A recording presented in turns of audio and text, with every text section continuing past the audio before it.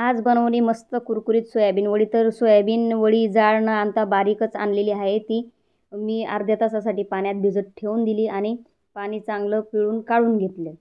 आणि आता त्याच्यात लसूण अद्रक हिरवी मिरचीची पेस्ट पण लावतात, पण मी ती पेस्ट न लावता फक्त टिक्का मसाल्याचं पेस्ट करून सोयाबीन वडीला लावून घेतलं आणि 15 मिनटासाठी ठेवून दिलं.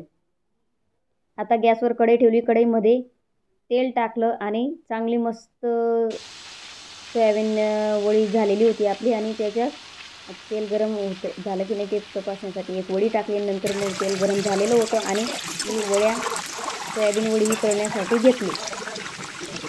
मस्त कुरकुरीत खायचं. ही छोटी सोयाबीनची छोट्या छोट्या वड्या राहतात ना, तर वड्या ते आपण खिचडीतही टाकू शकतो. छान चव येते खिचडीला सुद्धा. आणि टिक्का मसाला लावून तळून घेतलेली वडी पण खूप छान लागते.